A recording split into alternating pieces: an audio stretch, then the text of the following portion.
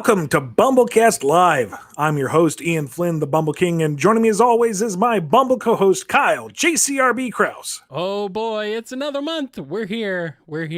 We've made it to the end of this month. We made it, Ian. We made it through what could only be considered the biggest oof of them all.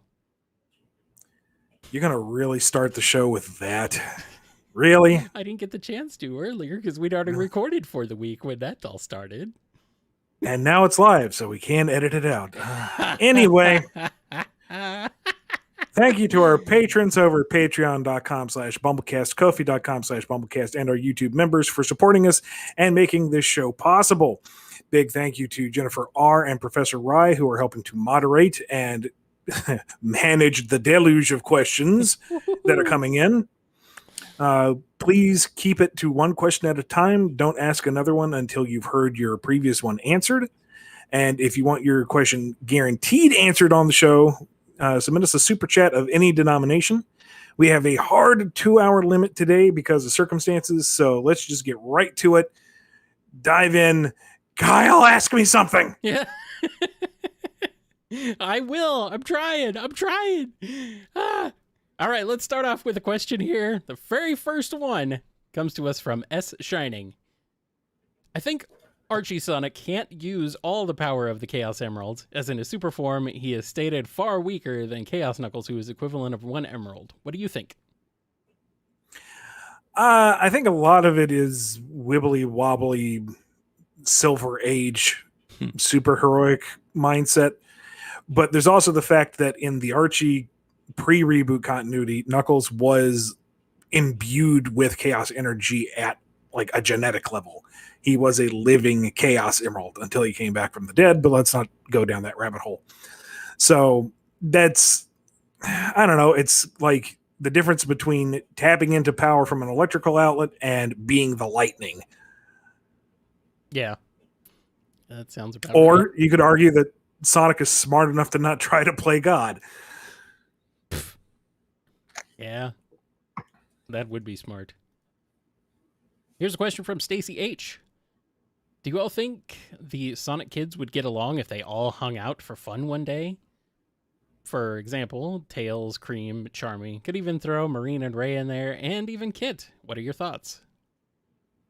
Everybody, yes, up until you got to Kit. Kit is... Kit has the issues. He has the problems. So I think he might be a bit of a downer. But otherwise, yeah, everyone would get along fine.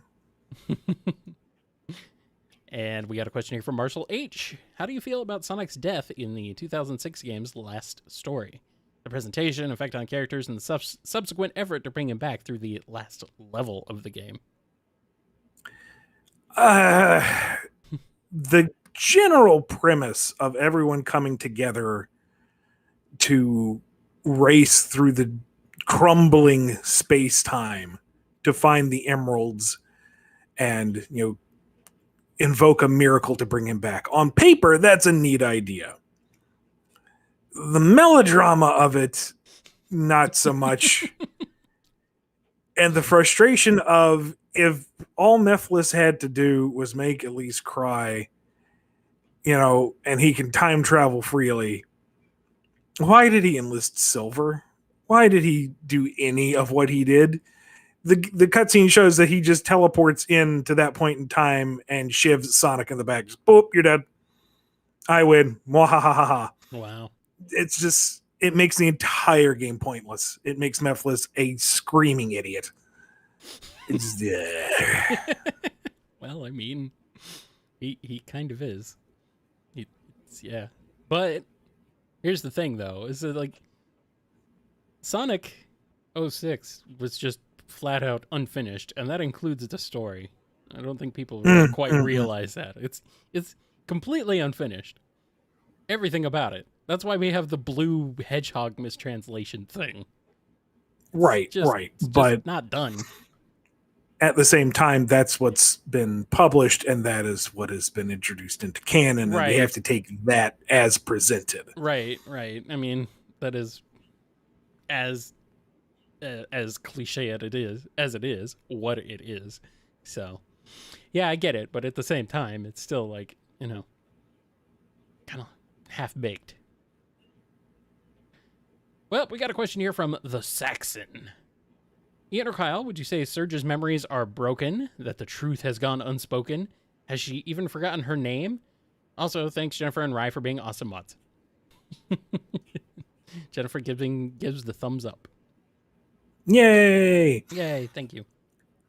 I spent all day in the summer heat running errands, so my brain is fried. That is a song reference, right? I maybe? The Saxon is being funny and I'm being too obtuse to respond properly. I might be too. But has she forgotten Saxon, her name? I apologize. Has she forgotten her name though? Does she have another name? Is that her real name, or is that something we'll find out? Is that a knowing smile? Spoiler alert. See, I don't know everything Evan's got up her sleeve, so who knows? That sounds like a knowing smile to me. I think you know more than you're letting on. Tangential knowing smile, I guess. I don't know. I think you know more than you're letting on. That Ian Flynn's up to something. And we got a question from Maple T.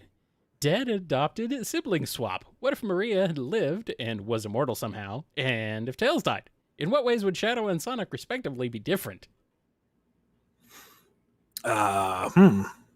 So Gerald perfected the ultimate life form juice, pumped it into Maria. Gun goes bang, and she goes, ow. What you do that for? Now you're in for it. And proceeds to liberate the Ark.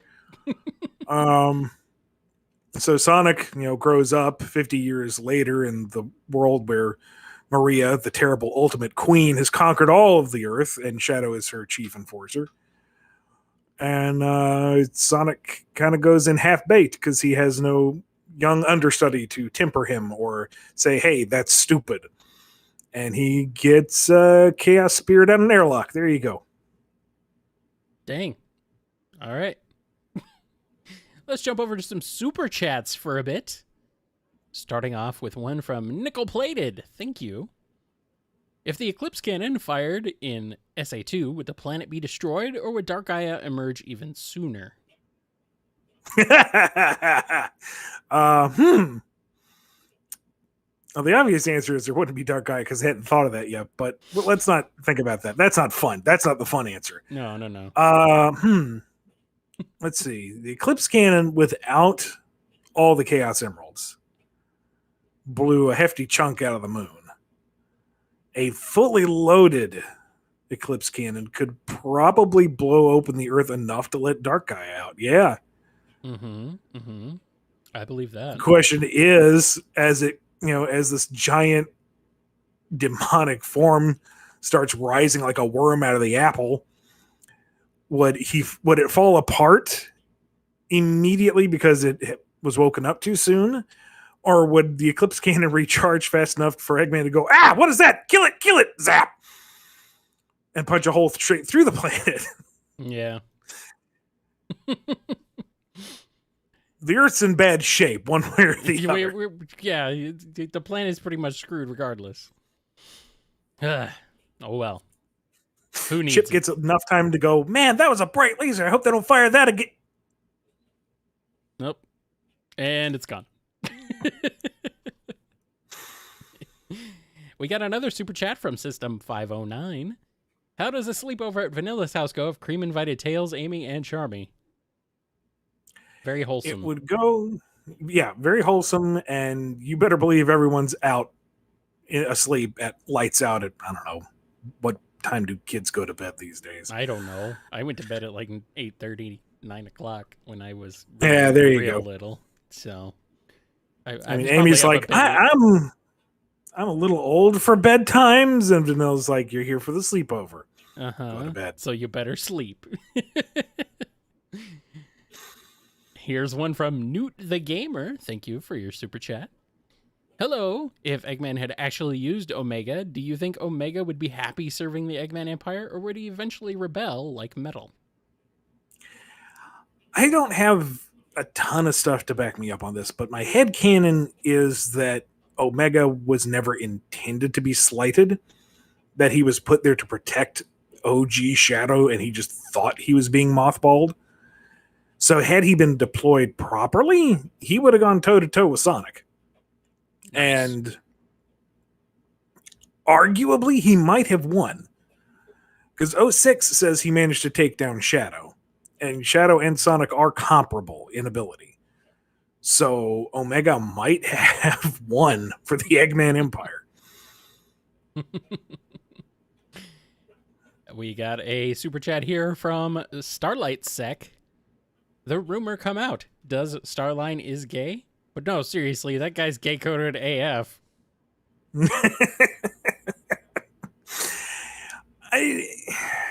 I don't want to say no because you're right.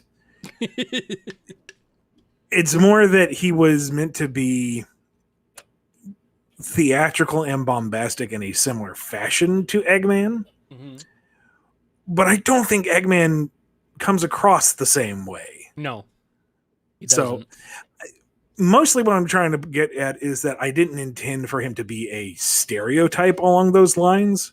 Mm-hmm. But folks really responded to his eccentricities, shall we say. So I kind of leaned a little more into that because give the people what they want. Absolutely. All right, we got a super chat question from Joe M.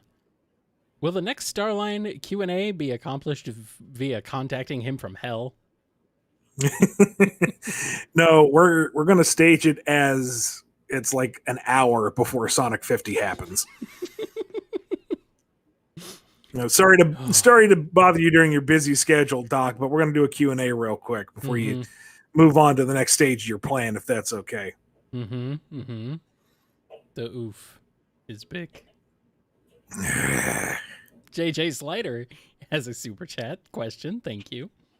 Sonic Chronicles is non-canon, but is it like Generations Crisis City, where it's just a different unexplored timeline? Or is it just not part of the multiverse the rest of the games exist in at all? Yeah, it's in the cosmic trash can. Well, that's not very nice. Why does a lot of neat ideas. Why does the whole thing get the whole multiverse gets a whole cosmic interstate, but anything ejected from that multiverse gets thrown just into a random cosmic trash can? The heck, man? It's because everything's really on a giant cosmic desktop. Oh, okay. That makes more sense. I don't know.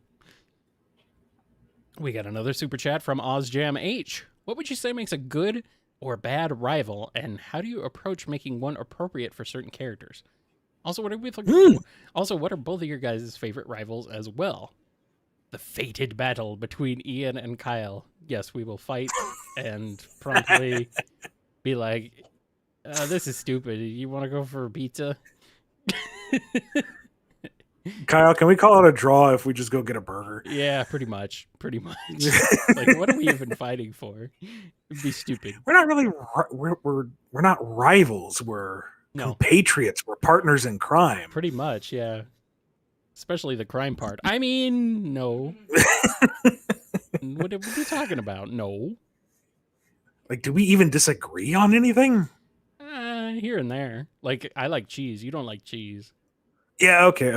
There we go. That's the depth of our rivalry. There's a few other things we probably don't agree on. I don't know. But for building a good rival, kind of comes down to the question of what do you want the rival to do for the protagonist?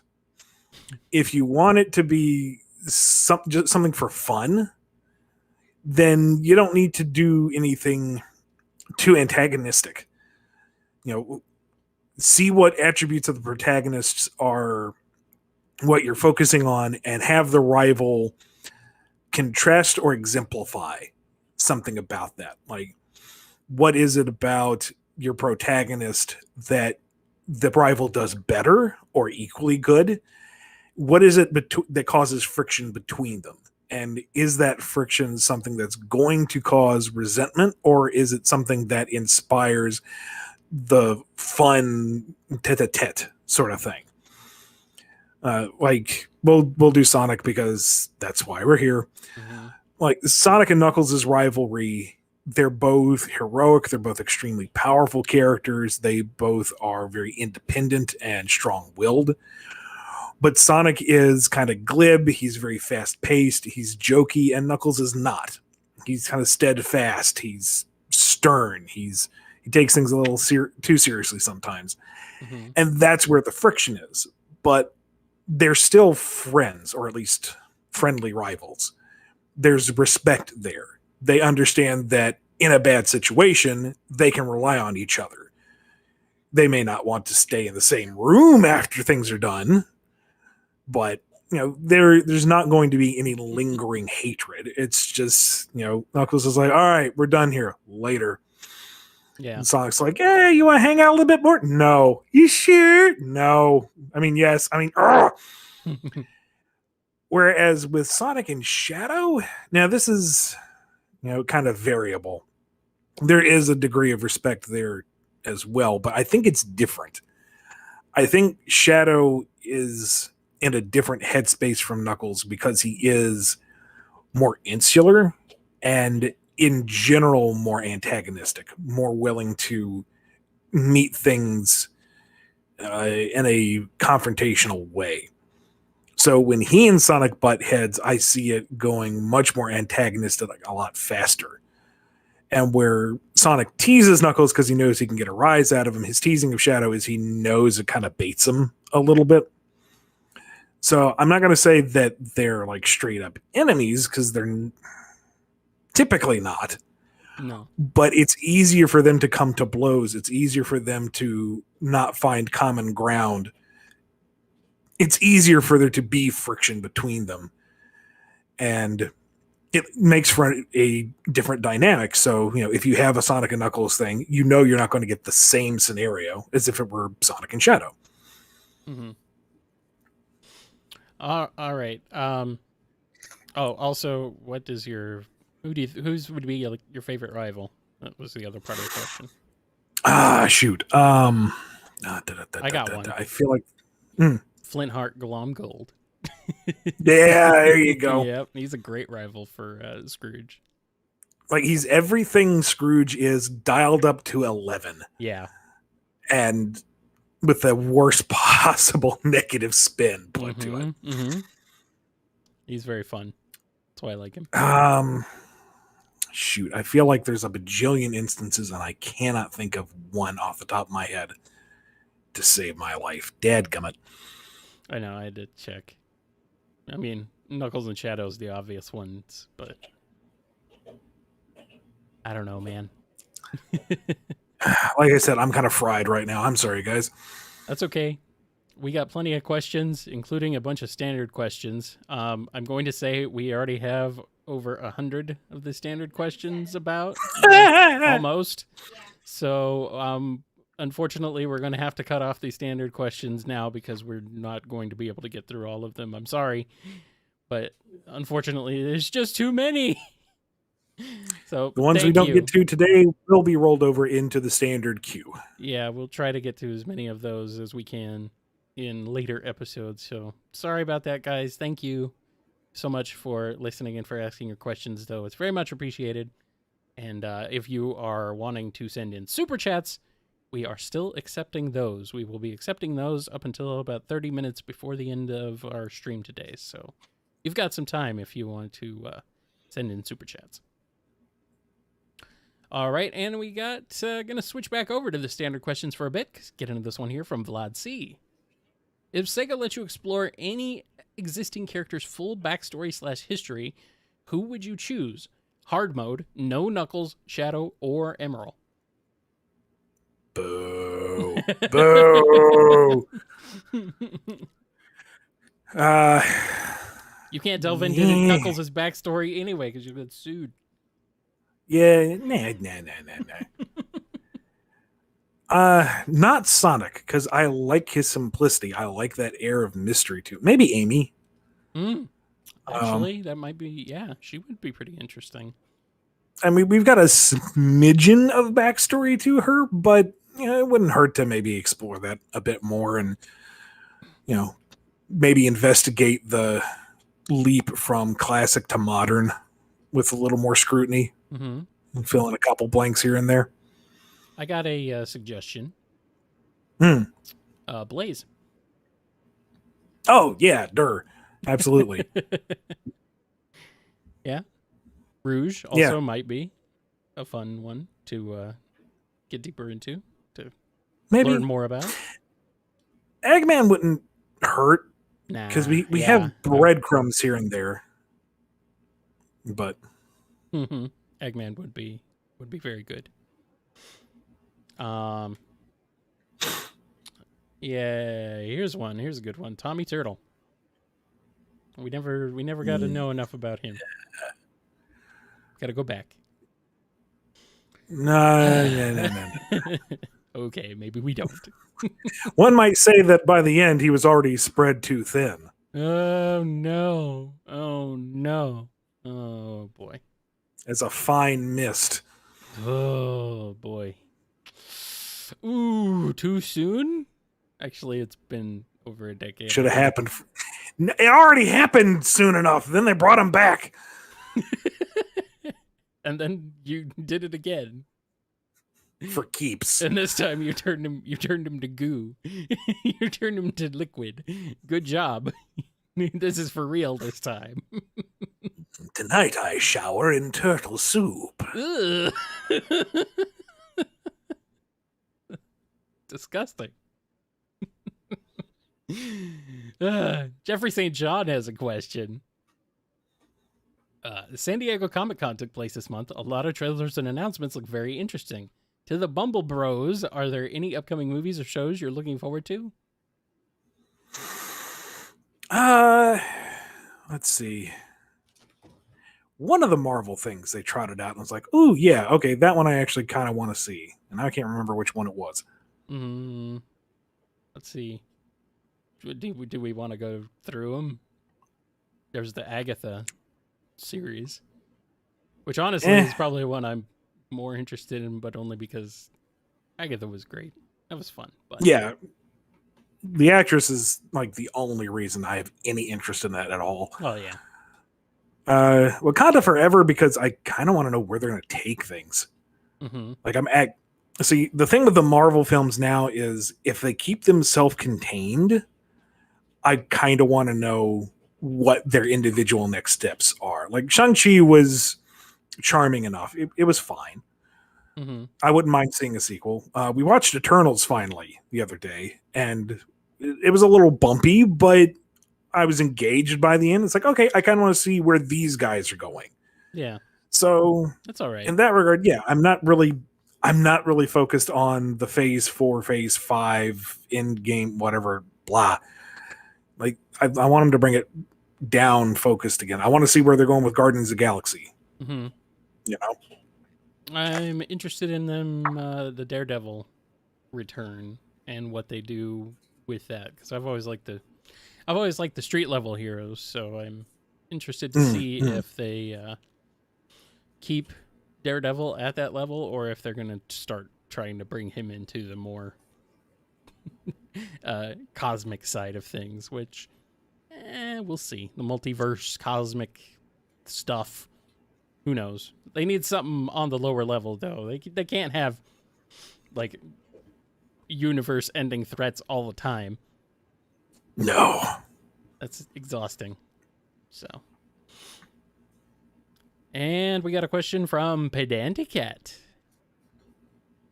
How would Sonic and the Black Knight have played out if Merlina summoned Styx? And what title would have gone? What title would Styx have gone by? Knight of the Crazy Conspiracies? Knights are a label of the man, and she won't be contained.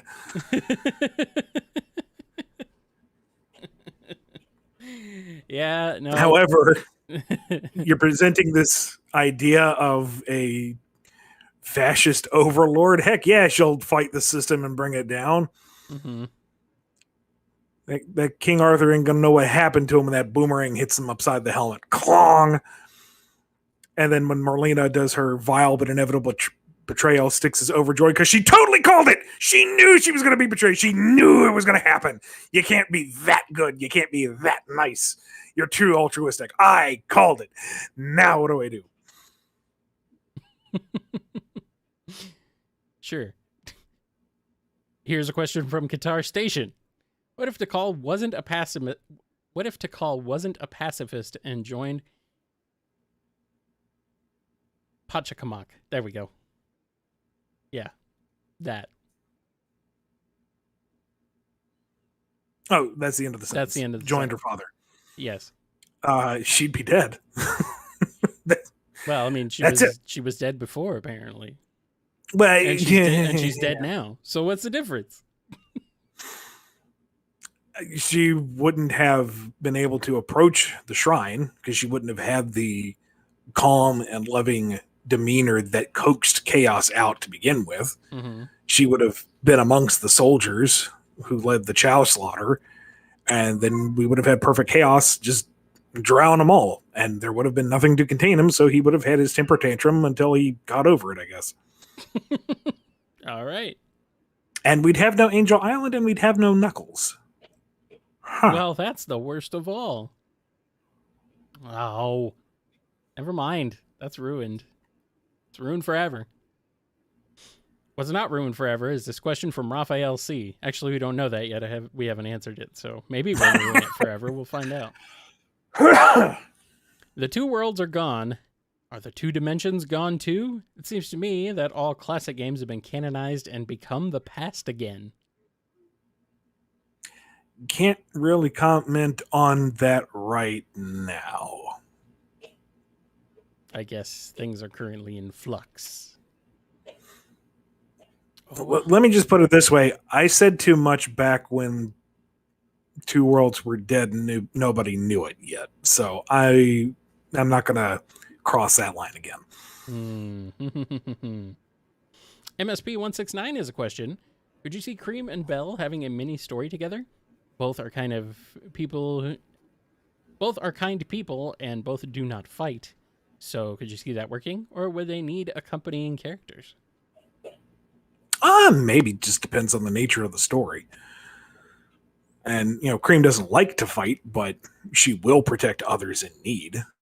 And Belle doesn't like to fight, but she can flail in someone's general direction. So they aren't helpless. They'd be able to handle stuff. You don't want to screw with Cream when she's mad, because you won't like Cream when she's angry.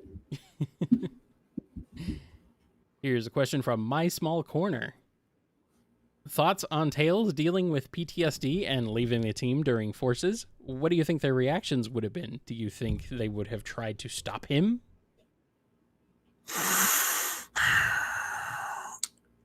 I didn't particularly like that myself, and apparently it's not in the Japanese version, so one wonders just how canon that take is.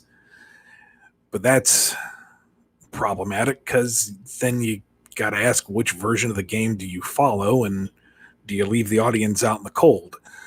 So yeah, you played the game in this region, don't follow that story. Do your research on this other version. I don't know. Mm-hmm. I don't know how that's going to be tackled or handled, or if it's even going to be acknowledged in the future. But it does seem to... It could potentially fit in with the litany of Tails' lack of ability to perform, since like Unleashed forward, which does fly in the face of his competency in SA 1 and 2. It'd be nice if it got at least addressed, and maybe, just tie a bow on it and say, yeah, all that happened, move forward. Because that might be the only way you can deal with all that. Yeah. We got a question here from Syed C. It's going to be the last one before we switch over to some super chats. Would you want to write a Sonic storybook type adventure in the comics like you did with Classic Sonic in Mega Drive and the 30th anniversary comic? Ooh, that's an idea. Oops. Something kind of self-contained, so we're not derailing the main book for a while. Yeah, maybe. Mm-hmm. That might be fun to have. Yeah, like we've talked about before, like Sonic and the Wizard of Oz, or Sonic and the 100 Acre Wood, or stuff like that. Sonic and Atlas Shrugged. No, Classics for all the children. let's not and say we didn't. Shall we? No. Sonic and Slaughterhouse 5. Okay. It lends itself well enough. Maybe we can have that one. All right, let's get some super chats out of the way. Starting with this one from Scurvy Pirate Hog. Said AM Robotnik and Boom Eggman swap places. How does this scenario go? The Boom crew actually has to work for once. Yeah. They don't have to work too hard because Sad AM Robotnik doesn't have a lot of stuff to work with. Like, he's got a small base with a moderate-sized Badnik army, but nothing like he's used to working with. Boom Eggman... For one thing, he wants that place cleaned up. It is so freaking dingy. I know, it's so dirty. His place is clean. His place is immaculate. Uh-huh. How did you let it get to this point? And, Snively, for a brief moment, is happy that he has an Eggman that is not constantly browbeating him and seems to be a little more focused on smaller tasks and getting things done, but then he keeps talking about evil cookies and evil ham, and maybe he's not quite the guy to run the show, and he's really not paying attention. Oh, he'd be very easy to overthrow, wouldn't he? And he's in jail. And it's done. Whoops. He'd be sad that this world's Sonic and him couldn't be frenemies. Sad AM Sonic would be very slow to warm to the idea, but given enough time with Boom Eggman in Knothole, he'd come around. Probably, yeah, that's true. That's true. We got a super chat from Chaos Sonic 1. What if Leon Daw was sent out instead of Julie Sue, and how would it go when she faced Knuckles, and would she have been redeemed or stay bad? Huh. It's been a long time since I read the old Knuckle books. She would... Well, for one thing, she'd know who Knuckles was at a glance, for sure. And she wouldn't stop until she tried to kill him. Like, she would not prioritize anything else. It would be, here I am, here you are, die, die, die. One would hope that Locke, the ever-vigilant father that he is, would recognize who she is, given that she isn't in her standard issue pajamas. Mm-hmm. So maybe he would intercede because, the Commissar of the Dark Legion is going to be a larger threat than random Legionnaire, presumably. So he might have interceded and Knuckles would have been left in the dark for a bit. He wouldn't have been able to explore things like he did with Julie Sue.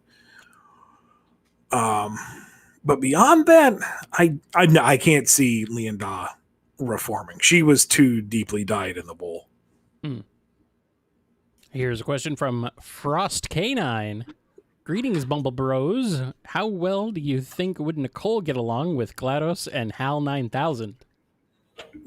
She'd be horrified. I think she would be, yes. She would not get along with them at all. I mean, she'd try to be polite at first, but then once she understood what they were all about, no, she would be doing her utmost to ensure that they don't get back to her world. Yes. It would be fun, though. It would be I would like to see that comic. I mean, she and GLaDOS eventually find common ground after Hal shuts GLaDOS down and she has to jump into the potato. But good point. Yes. All right, we got one here from Dr. Hacks 1488, aka Speedweed. If Mega Man, including X and Metroid crossed over, which Robot Masters and Mavericks would go toe to toe with Dark Samus and Ravenbeak? Oh God. This is too many. I mean, Like, they it's like could. throwing me in the ball pit and saying, pick which balls to throw at the target. Well, here's the thing, though. They could all try to go toe to toe with Dark Samus and Ravenbeak, and they'd probably all get slaughtered. Yeah, like fully kitted out X might be comparable to what Samus has on the daily. Might. But Dark Samus, though. No. Like, most Mavericks would go down pretty bloody quickly. Yes. Maybe Sigma would stand a chance, maybe. But even then, Sigma would die, and then the virus would get absorbed by Dark Samus, and she'd start shooting Sigma viruses at people. No! We really don't need this. It's terrible. Every now and again, you just see Sigma's face laughing behind the Dark Samus visor. Just what we need. We don't need that. Samus gets tagged by a stray hit, and now Sigma's like laughing in her helmet. Every now and again, you go into that visor mode, and his face does a pop scare on you. Oh, dear. I don't like this. I mean, I do like this. That's very funny. Well, we got another one here from Supersonic Fan. In issue 16 of the Sonic X comic series, Sonic had to ask Amy on a date because he lost a bet with Knuckles. What was the bet? An excuse plot. I thought that whole book was an excuse plot, really. I mean, from what I know about it, because I never got the chance to read it, but I know it got very silly eventually. Oh, it got very silly. Extremely. Yeah. It was like Boom before Boom. Pretty much, yeah. Yeah. Here's one from J Chance. What are your thoughts on screenwriter Pat Casey saying that Knuckles and Sonic's electricity is basically chaos energy? Okay. I mean, it's his movie. He can do whatever he wants, I guess. Yeah, that's the movie universe. That's fine. Yeah. Whatever. And we got a question here. This will be our last super chat for a little bit. This one here is from Sonic High. Ian, Kyle, are British people real? Oh, yes. I have met them. I have as well. They do, in fact, I've exist. even been to Britain land. But the real question is, are Canadians real? No. No. They're all actors. Okay, yeah. From Britain, actually. Oh. Well, that would actually make some sense. Although I hear there's one part where there's one area where there are actors from France. Well, yeah, because it's an international broadcast. Right. Okay, that makes sense. I get it. Seriously, though, the one time I went to Summer of Sonic in London was an absolute amazing show. Incredible Sonic fans, lots of cool people. So, yeah. People having some fun in the chat. People in the chat are tattling on me. Shut up. Here's a question from Darker. In Archie, Sonic said his Super's multiplier is 1,000 times in power and speed, but in Scourge's data file, it states that Superform is a 2x in strength and 3x in speed, which is true. Was it a retcon? Yeah, sure. We'll chalk it up to that. Couldn't be that Sonic would maybe make his his stats sound much better than they actually are or anything like that. No. Sonic would never, ever be like that. Anyway, something's going on over there, is it? I'm being friended with water. Canada is real. They're lovely people. Aaliyah attack. Is that what's going on? I have been spared because I'm live. Okay, good. You will die after the show. Yeah, so let's that's all that's important. Let's make sure to answer as many questions as we can because there won't be any more after this. Okay. Certified Nobody has a question. IDW has sidelined Knuckles a lot in the last 5 years. Now that the movies have reestablished him as a main character that's on par with Sonic, do you think that will carry through to other media? It might. I mean, it's not so much a conscious decision. Let's bench Knuckles. It's just something that's a problem with the character, Right. which is, every time he's got to show up, we've got to account for the island and the emerald. Mm. And that plot point gets real tired real fast. Yeah. What's going on over there? You guys having problems? No, she was just plugging in the phone. Oh, okay. I don't know. It's fine. It's just funny. Like, are you dying over there? What's going on? You falling over? All right, here we go. We got a question here from Yudi Nada. I don't think that's their real name. Suspicious. Hello, Bumble Bros. What if Maria Robotnik was more like Robotnik? Devilish, narcissistic, and had an IQ of 300. We didn't we do that earlier at the beginning of the show? Accidentally, yeah. Yeah. But this is assuming that, she survived the Ark incident. Oh, okay. I mean, maybe in that scenario, she's trying to figure out how to cure herself so that she can conquer the world, and oops, ran out of time. Mm-hmm. Sure. Something like that. Here's a question from Honey and Lemon. Fun little game. What's a Disney song that reminds you of each main Sonic character and or relationships? Example, You'll Be in My Heart reminds me of Sonic and Tails' found family bond. Yeah, okay. Now to recall the entire Disney Renaissance and analyze it and apply it to a minimum of 4 characters on the fly. I mean... Well, I can see Knuckles training to let's get down to business to defeat Badniks. Yeah, there you go.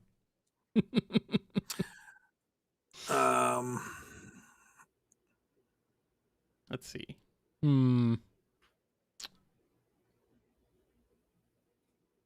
Eggman's mantra, be prepared. I don't know. I can't think of anything else. I'd pay a shiny nickel to hear Mike Pollock sing that in character. I mean, I'd pay Mike Pollock to hear him sing any song in character.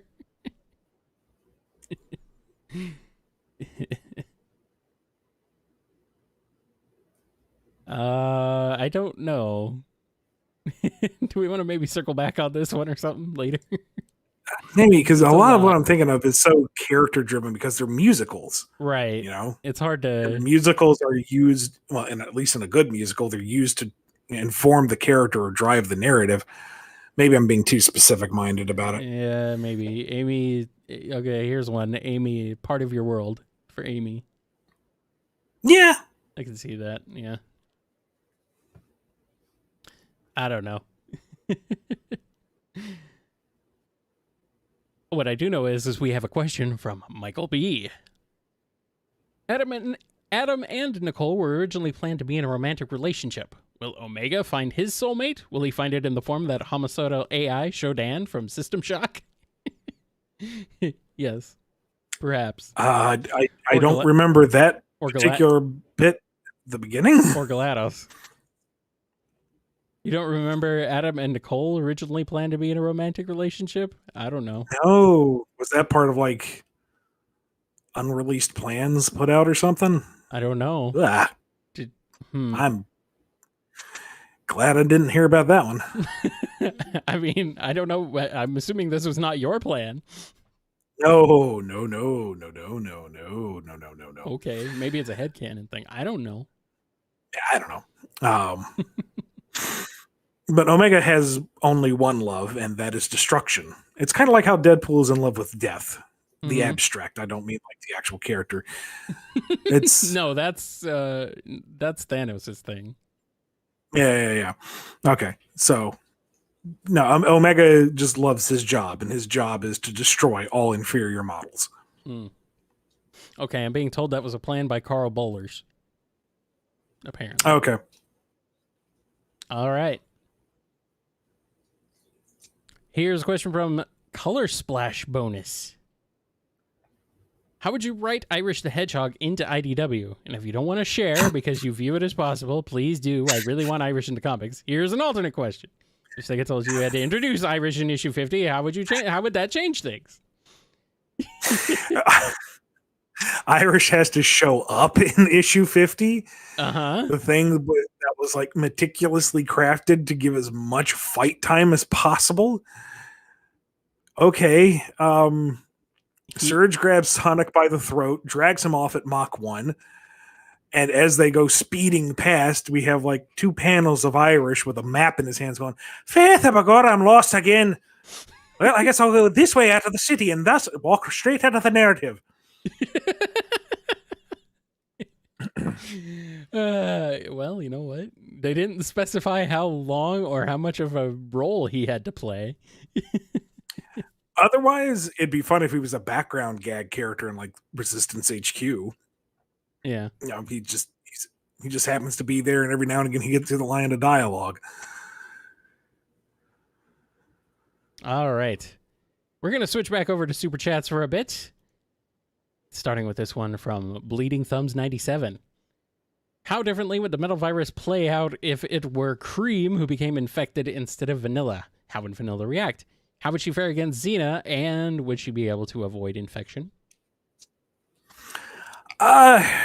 This is going under the assumption that Vanilla is a civilian and not a combatant at all. She would tend to everyone as best she could in a support role. And then, assuming that she's part of the last ditch team there at the end, maybe it would kind of come down to General acting as a distraction, trying to keep his distance as he's fighting Xena. And then right when Xena figures she's won and has done horrible things to General because he's a robot and he can get away with that in kids' media, that's when Vanilla does the sneaky and takes the emerald from her and tosses it through the portal as they get overrun. Mm-hmm. All right. Well, Ian, we have a lot of super chat questions now that are we've backed up quite a few. So we very much appreciate you guys sending in your super chats. You guys are amazing. But like I'm gonna say like maybe give it like 10 more minutes or so, and we'll see where we are. We're gonna try and get through them. So if we get too much of a backlog, we can cut it off earlier. Because we want to make sure everyone gets answered, and we do have to stop at 8. Yes, we do have to stop at the 2-hour mark, and we do want to get through all the super chats. So let's get through as many as we can. Here's one from Nickel Plated. A Sonic Hero story, but replace Team Chaotix with Mighty, Ray, and El Gran Gordo. What is their team dynamic, and how do their interactions with other teams play out? See, that actually kind of works because Neo Metal had taken over Eggman's persona. Yeah. So instead of hiring the Chaotix under a pseudonym, although he didn't even give a name, it was just a bad voice filter. Mm-hmm. It's El Gran Gordo trying to take back the Eggman Empire without losing face. No, of course Eggman didn't lose. That's Eggman being very competent in his big plan. But I, El Gran Gordo, will overthrow him for reasons don't ask. And Ray is marking out the entire time. He drinks the Kool-Aid. He stands El Gran Gordo big time. Mighty sees through it immediately, but they're ultimately fighting evil, and he's not going to let Ray down, so he plays along with it. Alrighty. And we got a question here from Jams. Super chat. What would you want to see done for the characters introduced in the Tales games? Battle Cuckoo and Archie were cool for their connection to Jet's team. It would be neat if we could revisit that idea. I don't know if we could, though. That, and at this juncture, I'm assuming, and this is just me, I'm assuming that they'd be classic only. and the rogues would be modern only. So there might be that degree of separation. I do want to see the Armada back, though, in some classic story at some point, because they're just a fun villainous force. Yeah, I'd like to see them again. All right, we got another super chat from Alex120. What's up, guys? It's movie night. What are your go-to snacks and drinks? Oh, I'm a simple guy. Salted popcorn and a pop. I mean, I generally have water, if anything. Usually, I'm not much of a snacker with movies. Not at the movies for sure. It's way too expensive. Yeah, so nah, just some water or whatever. Not really a snacker. At least not the movies. Here's a question from Excel Hedge. Who wins in a fight? Shadow without his limiter rings or Amy without her limiter rings? Amy. I mean, she's got the reach with a hammer. Yeah. It's not mechanical. It's not going to get stopped by Chaos Spears. They're just going to get bounced back. Mm-hmm. Chaos Blast, she knocks it right back in his face. That's right.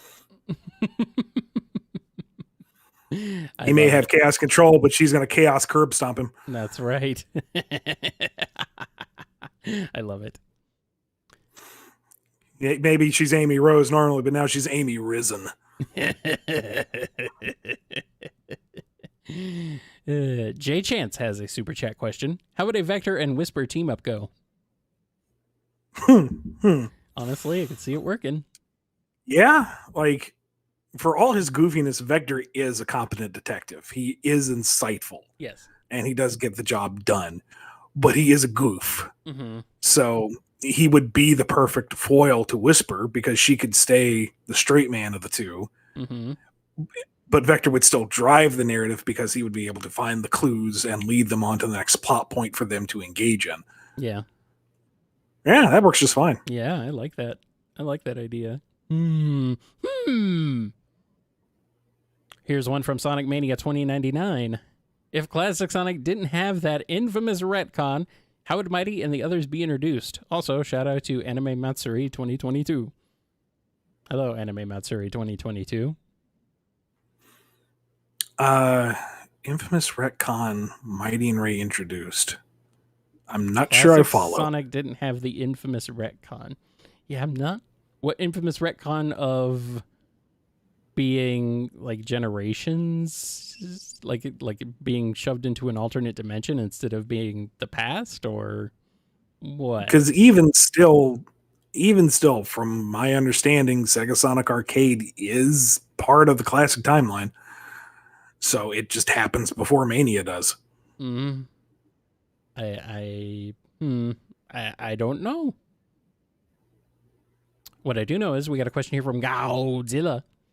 Hello, Ian. We will be having civilized but heated words regarding your slander of Godzilla, King of the Monsters, in a most recent BumbleKast. Prepare yourself. Okay. That's fine. Everyone's entitled to their opinion, and you can be wrong. Yes, everyone's entitled to their own opinion, no matter how wrong it is. So here's my beef with King of the Here are my beefs with King of the Monsters. Number one, we don't get to see enough of the actual monster fights. Yeah. It's all super close up. It's Michael Bay Transformers. Here's the CG wibbly wobbling in your face.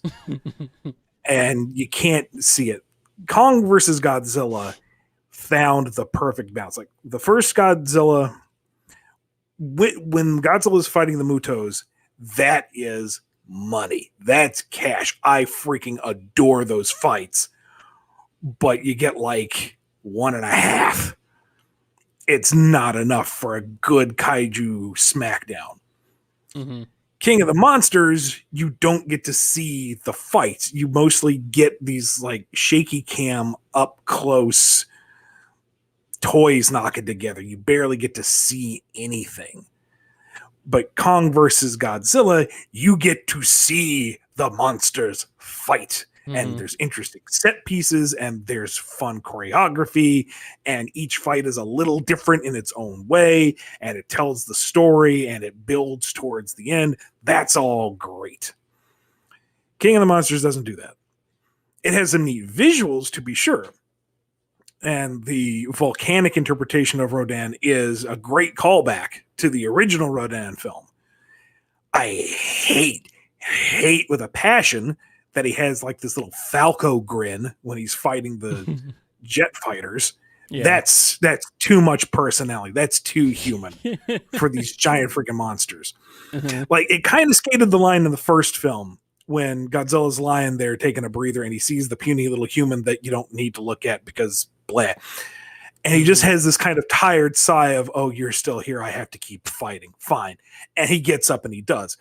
That's close enough. That shows just enough awareness that you're like, okay, there's a reason why he's fighting aside from let them fight. But the Rodan grin was, it was petty. It was evil. It was, you could almost hear him do the scratch as he spins through him. It's no, like with Ghidorah, you have the different personalities between the heads, and that's okay because it was kind of that animal level of personality. There was a bit of distinction between each one, but they weren't too anthropomorphized. That's fine. That skates the line. Rodan's little grin just took me out of that entire sequence, and they gave Mothra a stinger. Mothra does not have a stinger. Mothra is a gentle, beautiful creature who is entirely built around sacrifice and passiveness, and you give it a bloody stinger that undercuts everything that Mothra stands for. Yes, thank you for coming for my TED Talk. Okay. You can have that TED Talk. Apparently Sonic Mania 2099 sent in a clarification that they were referring to classic Sonic being from a different dimension rather than modern Sonic's past. Yeah, let's as I said, let's not get into that right now. Let's not worry about that. All right, here that still doesn't affect Mighty and Ray. Alrighty then. Here's one from JJ Slider.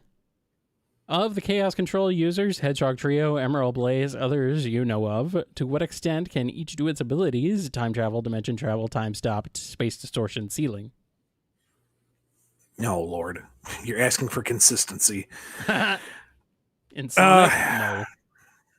Like, Shadow's whole shtick is the spatial warp. You know, hey, it's not his speed, he's using the Chaos Emerald to warp. You know, that's his thing.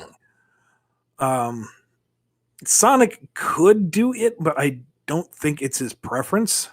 It might just be a personal thing. He prefers to do it on foot. Blaze is more at the whim of the Emeralds, I feel like. She feels the Soul Emeralds will or command or whatever and goes along with it. She's less actively doing so. But in IDW, she has used it to actively pop back and forth. So that comes from Rush and saying that she no longer fears the power as much and is willing to embrace it. So as for Silver, I mean, yeah, he and Shadow did double Chaos Control for the time travel, but I don't think he's used it too much beyond that. Plus, you know, Silver's already broken enough. He's OP. Give him the ability to full Chaos Control. Get out of here. Alrighty. We better pick up these answers, Ian. We got a lot, so. Sorry, I got distracted by Godzilla talk. It's okay. But I'm just saying, we're an hour in, and we got a lot to go, so. Let's go. Newt the Gamer has a question. So, Tails' name, does he simply not like the name Miles, or did he realize that his name is a pun? Either way, it's a cruel joke on his parents' part. I think it's more that he's gotten so used to being called Tails, that's just what he goes by now. All right, here's another one from Chaos Sonic 1. One of my friends is making a few original characters for his story. No, you don't have to read it. I am asking any ideas when it comes to you making original characters in your stories. Oh, I guess in the context of creating new OCs for a licensed product. I would assume something like that. Sure. In that regard, see what do they bring to the table? What niche do they fill? What hasn't already been accomplished or what hasn't been explored in the material that other characters can't do or wouldn't do as readily well? Like, Whisper's whole deal is someone who utilizes gear over physical abilities and is very taciturn and reserved in a cast full of very colorful and vivacious characters. Amy couldn't do that. Rouge couldn't do that. Rouge is reserved, but she oozes personality. She walks into the room, you notice. Amy is very much alive, is very much active. Neither of them could fill the kind of role that Whisper does. And, for Starline, an investigation of a character and how they work under Eggman and studying, or not studying, but exploring what Eggman's methodology is and poking holes in it and then making that kind of a meta commentary on the series itself. No other character could do that. You can't put Zavok in that role. Come on now.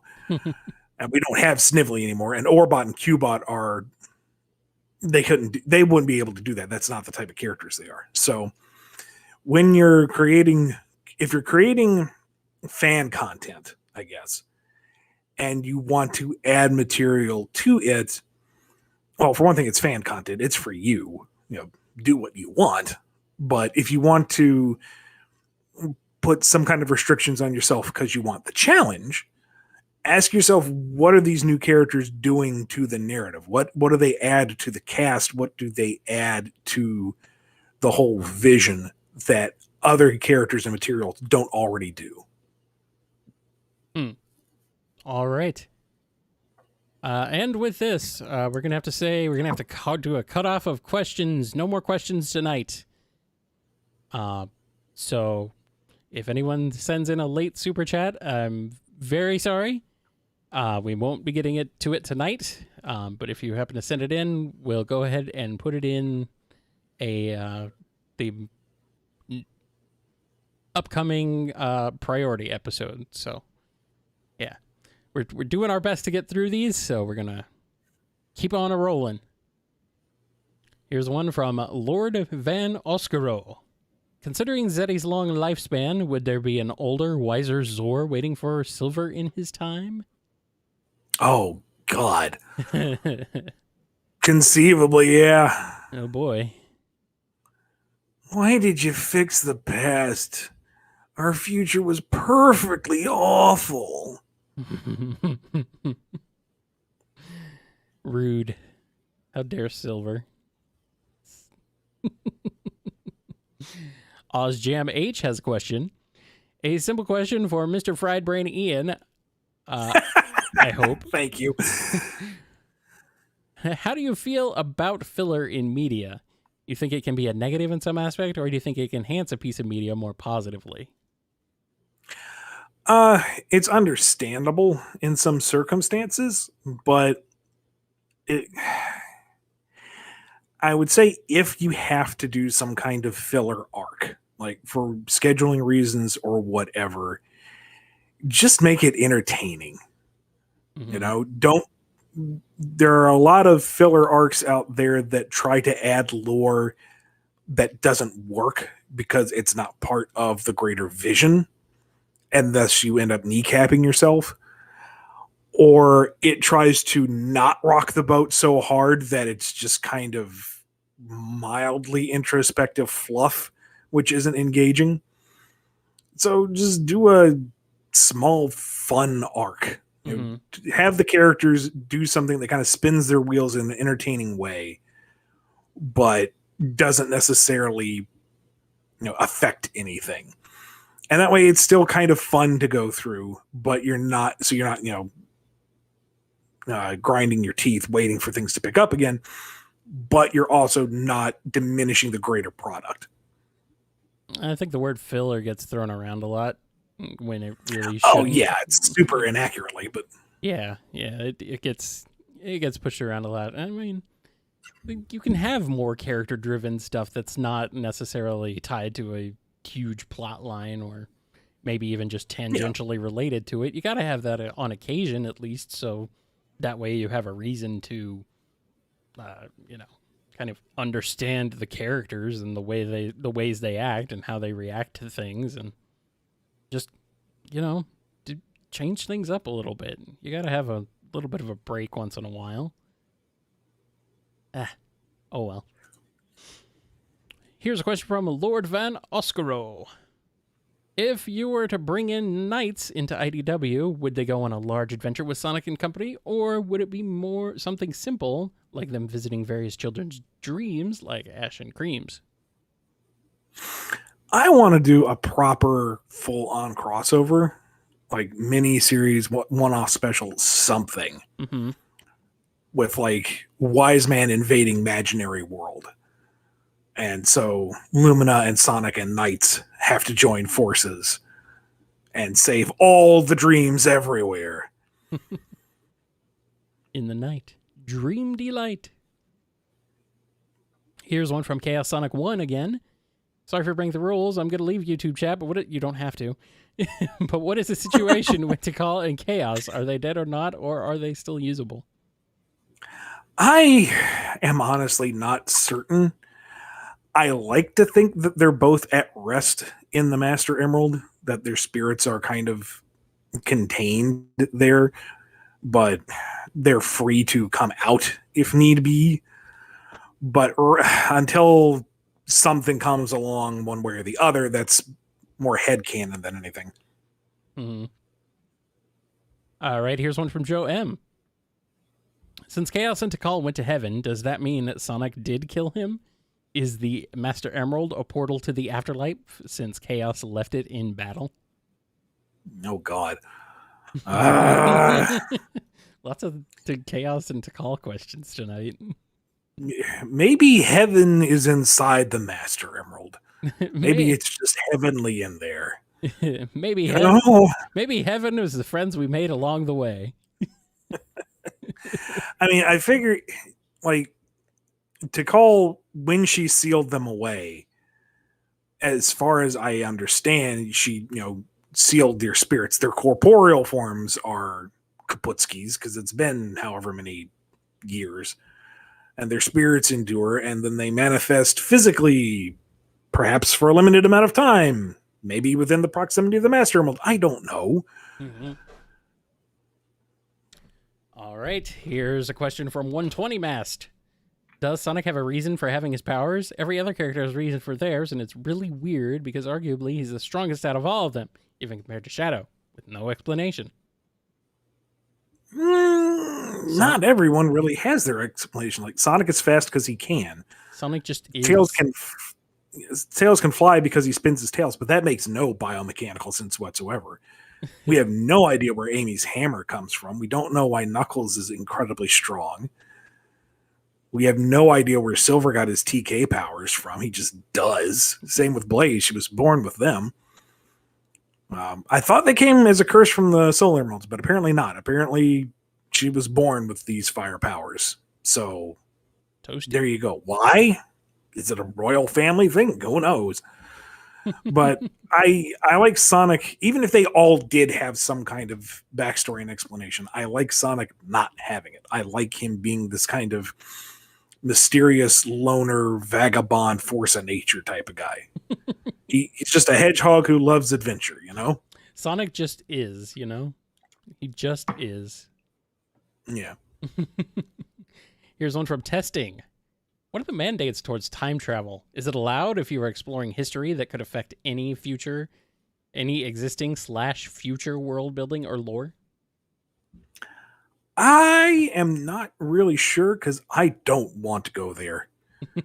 Time travel stories are a mess to deal with. They require a lot of thinking, and what we have gotten in Sonic is already kind of a tangled ball of yarn. So I don't want to do that. I'm not smart enough to do a good time travel story, to be honest. So I really don't want to go there. In general, though, I think SEGA generally doesn't want us to mix past and present. So I don't think we're going to see like modern in classic or classic in modern anytime soon. I mean, it's fine when they do it because it's their franchise, but I don't think we're going to be seeing any time hopping anytime soon. So I don't know what the limitations are on that. Oh, well. All right, here's a question from Starlight Sec. What IDW characters would shop at Hot Topic, and why is it Mimic?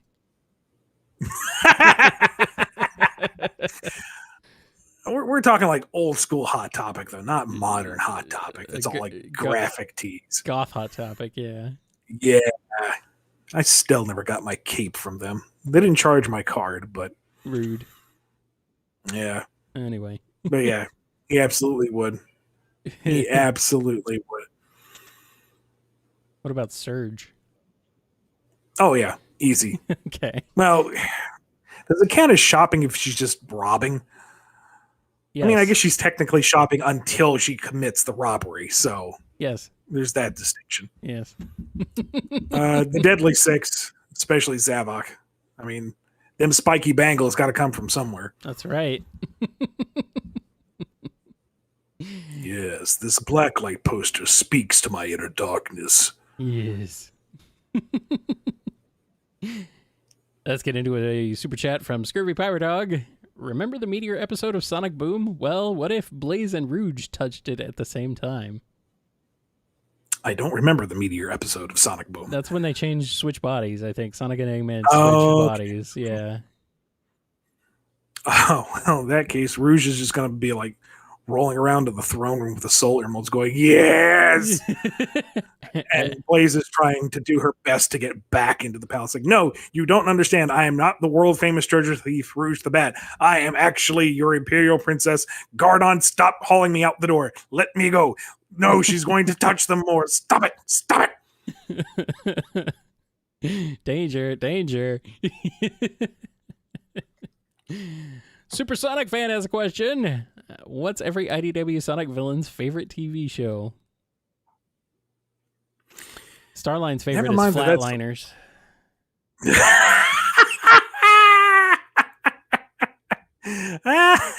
Wait, no, that's a movie. That's not a TV show, but whatever. Oh, too bad. I don't watch TV. I don't know what's on TV anymore. I don't know what's on TV either. Flatliners is a movie from 1990. I don't know what I'm supposed to say. See, I didn't even know that. I just looked it up. Man. I knew it was something.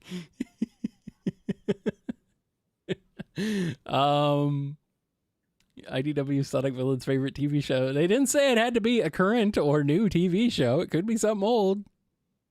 Yeah, but like... Who's got time to watch TV? Boom Eggman, that's about it. Like the last dedicated TV watching I had was like Toonami. And, you know, the Sonic Villain cast is not nearly as weeb as 90s Ian was.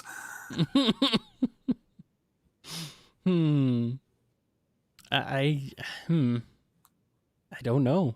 I don't know this one. Someone watches The Boys, maybe. That's pretty dark show. Someone might be into that. Maybe Eggman was watching The Walking Dead and going, you know what? There's something to this zombie thing. What about Rough and Tumble? What are they watching? The Great British Bake Off. Yeah, probably. And they're probably arguing about it until they get into a fight. I don't know. We might have to circle back to that one later. We got this one here from System 509. Eggman versus Rick Sanchez. Who wins? Sorry, say again? Eggman versus Rick Sanchez. Who wins? Rick from Rick and Morty. Yeah, I mean, It's not really a contest. It's Rick. I have still never seen Rick and I Morty. mean, Rick in his horribly mutilated form has more arsenal than Eggman's empire does. Rick jumps the multiverse on the daily. Eggman fumbles around with time travel in a single dimension. I mean, the blood alcohol content in Rick is probably like acidically caustic to other biological life forms. If Eggman could get a solid hit, he'd probably be burned like as if stabbing a xenomorph. It's probably going to be hell. Even Pickle Rick could probably take down Eggman at this point. Mm-hmm. Maybe. Stop bumping the mic over there, man. What are you doing? Sorry.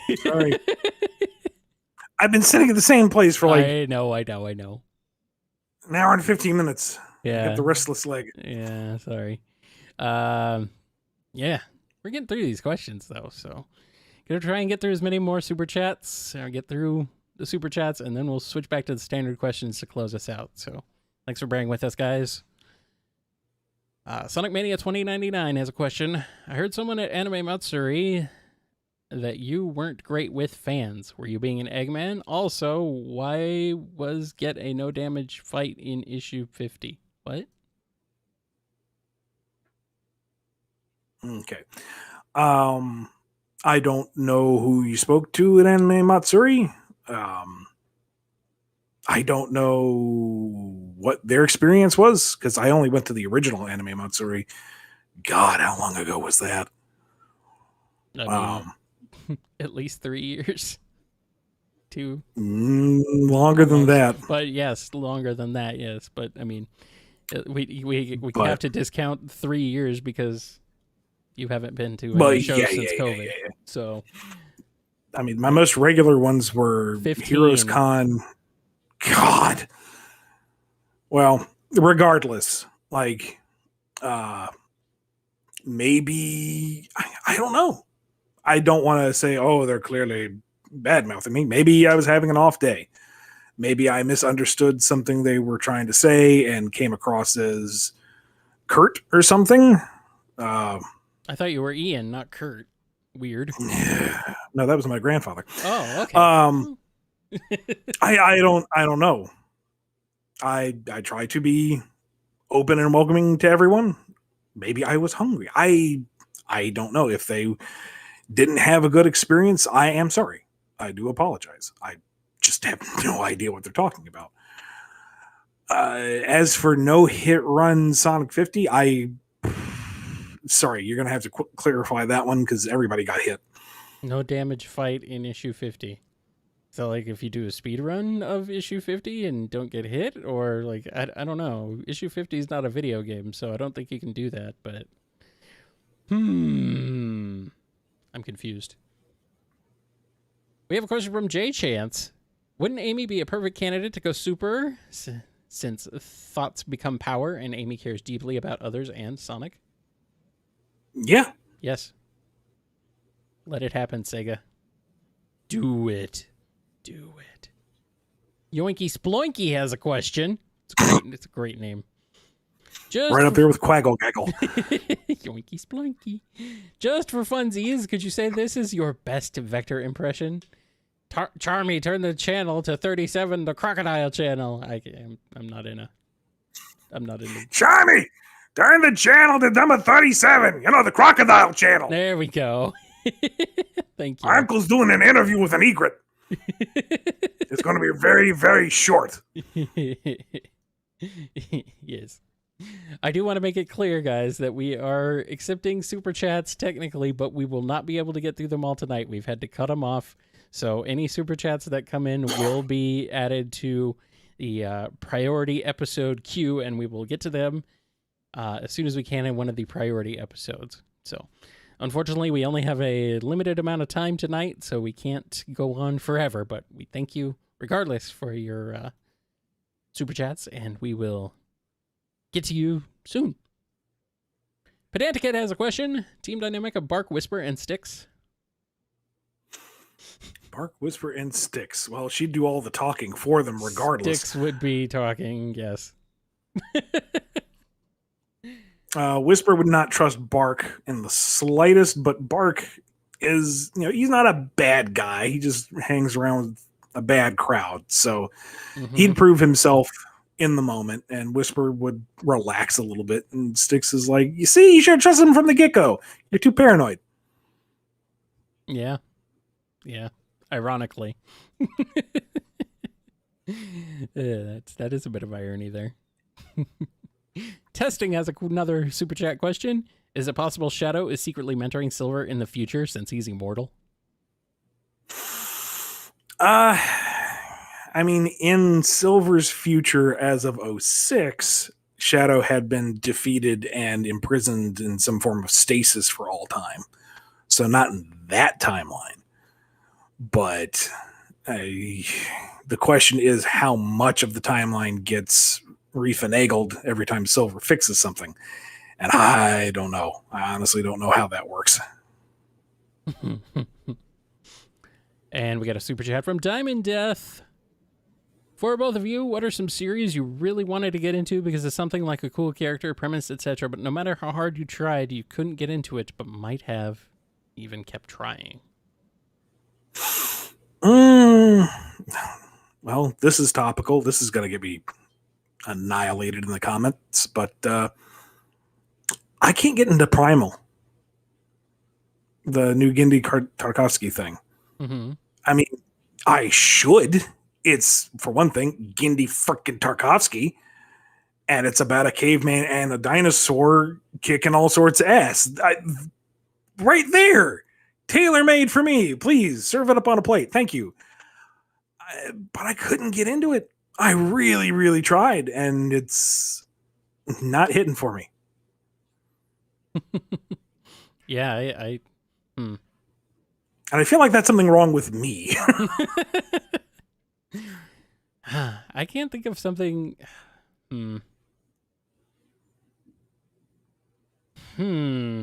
What is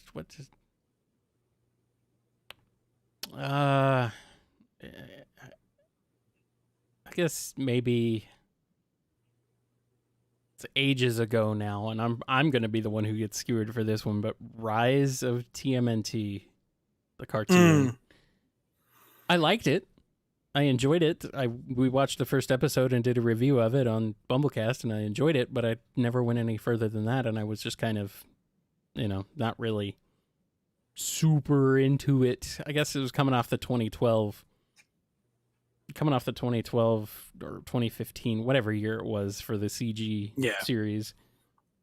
I don't know. I just wasn't feeling it at the time. Maybe if I went back to it now, I might enjoy it more. I think so, and arguably maybe jump ahead to season 2. Because I feel like season 1 is where they're trying out new things, and it's very, individual goofy episodes. There's not a ton of build up. There's little bits here and there. Right, yeah.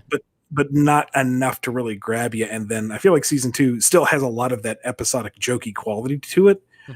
But there they really start to mess around with traditional Turtles mythos in new and interesting ways. Okay. And I dug it a lot more returning to it in preparation for the movie. Right. Okay. Well, I mean, maybe I'll double back around to it. I just was like, I didn't hate it or anything. I just kind of was like, it didn't grab me as much, I don't think, but it's a very different type of Turtles, and let's be honest, we're not the demographic they're aiming for. No. Not in the slightest. So it's all right though. I'm glad that the fans are getting their movie for it, and I'm really and God, it looks slick. Yeah, it does, and I'm happy to see that there's so much excitement for it because tired of shows getting cut off at the knees before they're really given a chance. So glad they're at least picking that up. All right, we got another one here from Dr. Hacks 1488, aka Speedweed. All right, now to poke at your love of lore, with cloning being a thing in Metroid now, what weird horror stuff would you want to see out of that concept? I mean, given all the deviltry that Galactic Federation has done, if we're going to include Other M, which I guess you technically have to, I I could see them trying to do their own Samus. Like, they've decided that she is too alien, she's too hard to control, she is too free-willed, so, but she's still a very valuable asset. So, hey, what could go wrong with trying to recreate a Samus? Master Chief style. Mm-hmm. A lot of things. And the inevitable fallout from that could be fun and interesting, potentially. I hesitate to bring that up because I'm kind of tired of clone Samuses. We've had, SAX, we've had Dark Samus. But let's do something else. Let's introduce something else for her. But it would still be in theme with the kind of sci-fi horror element and fit with what's been established beforehand. All right, here's a question from Color Splash. What can Latin American Sonic fans do in order to get a Latin American Spanish dub for the Sonic games? Contact the social media team. Show your interest. And yeah, I guess buy Sonic games in your region, because if there's a large enough population, then a large enough client base, then a company is more, you would think a company would be more inclined to cater towards them. I say this as someone with zero marketing experience and am not remotely attached to that branch of SEGA, but that's what I have gleaned. Yeah. Isn't there supposed to be a Latin American Spanish dub for Frontiers? I thought there was something about that they announced. I thought it was Portuguese. Maybe it was. I thought they announced something like that, but maybe I'm misremembering. Oh, I hope so. Everyone should be able to play and experience and enjoy Sonic games. It's not fair. Here's one from Lycera H. Assuming no immediate crisis, what kind of things would Blaze take the opportunity to do in Sonic's world? Be it from higher tech level or not having duties or a title to deal with there. Hashtag knowing smile. Keep reading. I'm ready. I'm ready for a slice of life with Blaze. Excel has a question. Outside of the Freedom Fighters, are there any other Deke characters, adventures of Sat AM or Sonic Underground, you would like to bring back into IDW, either as allies or villains? There's part of me that would want to still try to find some way to figure out Sonic and Manic. Mm-hmm. I don't know. There's something endearing about them. Yeah, Sonya? sorry. I was going to be like, Sonic's already in there, I think. Like I said, fried like a pickle. Yeah. Them, maybe. But beyond that, no. And before anybody goes, but Breezy, yeah, we completely reinvented the character. Yeah, you did. And it was for the better. And I would love to see that version of Breezy specifically back again, but you probably wouldn't be able to do it. No, and Clutch already fills that narrative niche. So, well, you know what? There's lots of characters who fill the same narrative niche that Sonic does, and they're still in there too. Yeah, but they're all game characters. They come baked in. Not Tangle. Well, you don't have the simple, sporty female adventurer. Okay, fine. You got that. You got me there. Here's Jams with a question. You were put in charge of Sonic the Fighters 2. All previous characters are back and all classic comic and game characters are allowed in. Who are you picking? What other game elements would you want to see? Sorry, the chat moved super fast and I got distracted. Read that one again. You are put in charge of Sonic the Fighters 2. All previous characters are back and all classic comic and game characters are allowed in. Who are you picking? What other game elements would you want to see? I would say all of the characters, as many as humanly possible. I mean, personally. just go whole hog. Like, you spend 5 minutes scrolling through the character roster. Whole hedgehog, yeah. I don't know. At the very least, the classic roster. You Yes. know, everybody, like as you said, from the first fighters to the chaotics to everyone from the battle birds, Mm-hmm. the witch carters, like all of them. And I guess since we're saying comics, and because technically they did show up in the classic game, the Freedom Fighters. Yep. Bam. Shove them in there. I'm ready. Put them all in there. Everybody. What mechanics would you want to see? What other game elements? I don't know. Lots and lots of level references. Mm-hmm. Lots of Mm-hmm. lots of things. I'm not a super big fan of your technical tournament fighters, so I'd want something that's fairly accessible. But I do like the kind of tag team action you see in like Dragon Ball Fighters Z, or what was it, Marvel versus Capcom, that had that tag system? Or Yeah. I think it's something else. I think it does. I believe it's a tag system. I mean, if you've got that big of a roster, Yeah. celebrate it, enjoy it.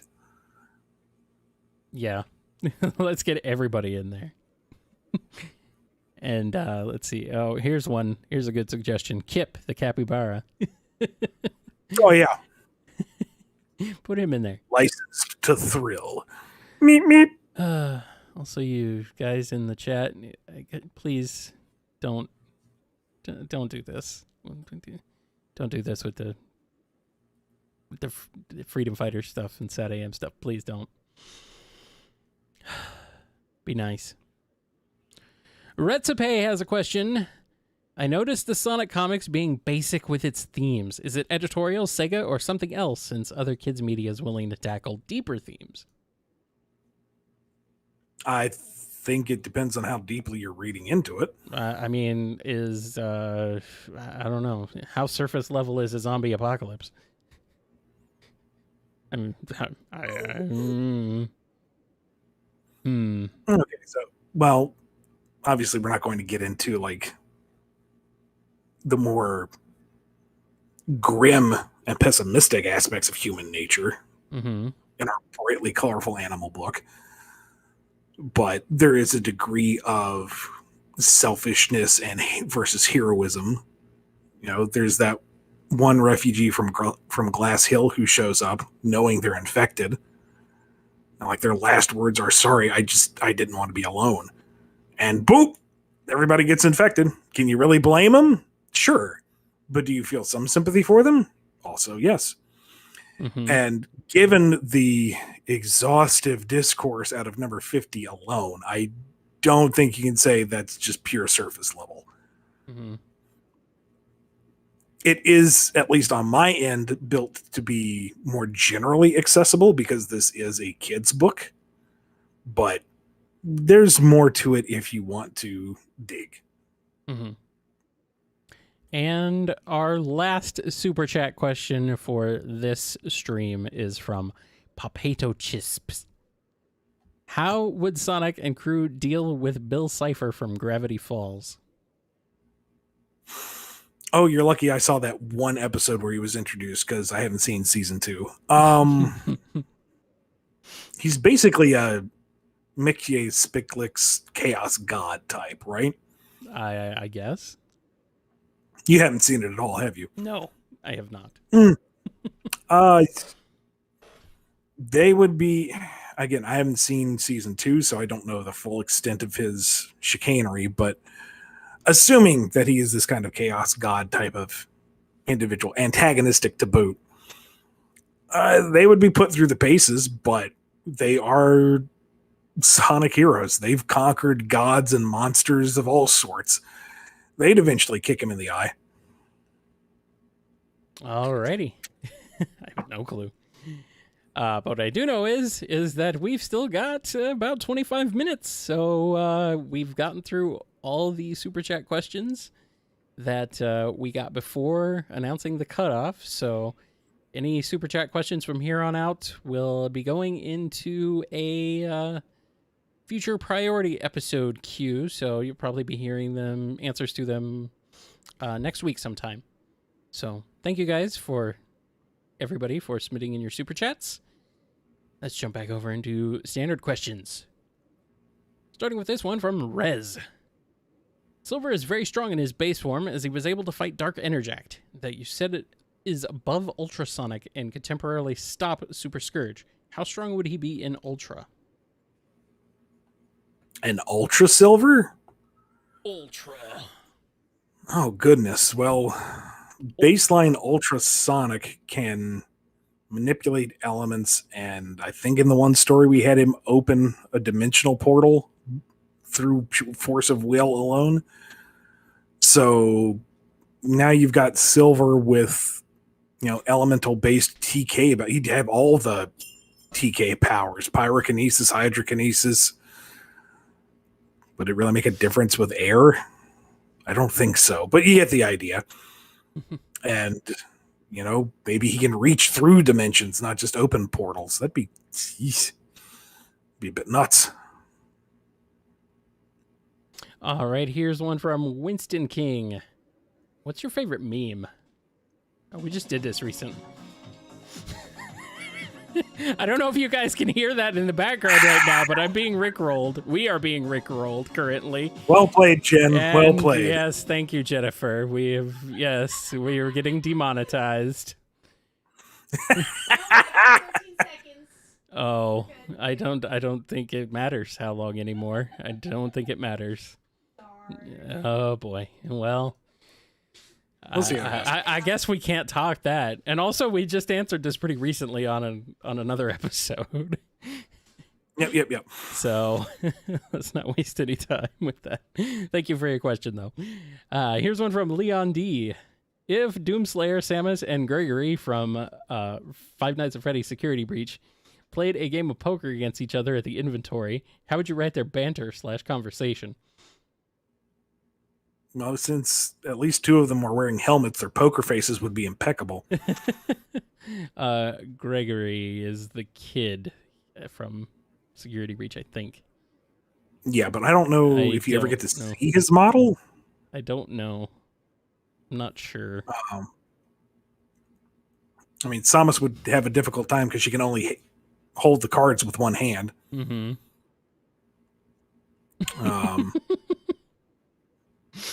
Yeah. Doomslayer would be a little unnerving as he's cutting the cards because he doesn't just dish them out. He just says he's going to rip and tear. He doesn't even talk. All right, Doomslayer, what do you have? I have 2 pair. Boy. Oh, boy. Does Gregory even say anything? Is that...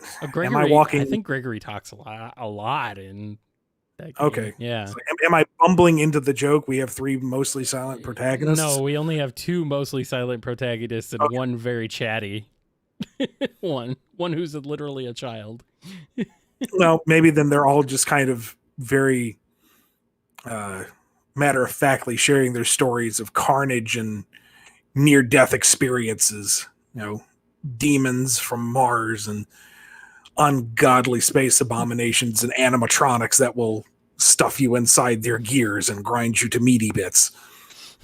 He's probably a little young to be playing poker, but he's been through a lot. He survived Five Nights at Freddy's. He can play poker. Yeah, he's been through a lot. Morality goes out the window at that point. I suppose. And Samus has seen stuff. She's just kind of nodding along, going, well, I know where your history's going. Mm-hmm. Been there, done that, kid. Mm-hmm. Star Sprite is here with a question. Hey, Ian, I'm going to ask something. Is Silver's future exists in the timeline as the main universe? Because Generation said it's an alt timeline, yet Rivals, Forces, and prequel comics say otherwise. As far as I am aware, Silver's future is the future. And it is contingent on whatever happens in modern Sonic, which is its past. Alrighty. Here's a question from Clara V. When Sonic turns Ultra with a Super Emerald, It then states that the Super Emerald was still changing Sonic. Then he turned into Solar, Polar, and Eco. Are these forms possibly above Ultra? See, I thought Ultra was when he absorbed all the rings. Was it also with the Super Emerald? I don't know, man. Again, this power it's- creep it's is been a insane. long time. It's ridiculous. But in that story, he was changing forms as he went biome to biome, but was still being exposed to the same level of energy. So I wouldn't think they were any greater than the other. Yeah, I don't know, man. Here's one from Cammy. What are Surge and Kit's favorite foods? I always imagine they'd be something unexpected from their personality, since I assume they'd have the same taste as whoever they used to be. Surge likes sushi and Kit likes whatever she tells him he likes. Alrighty then. Here's one from Bubble Bobbled. The U.S. Sonic Spinball Manual says Sonic is knocked into deep waters near the volcano, but he has friends in wet places and is saved at the last moment. Any thoughts on who those friends are?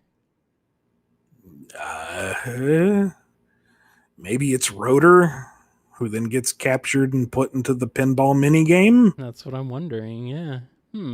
Maybe it was a hand-wavy excuse that nobody thought through back then, because why would they?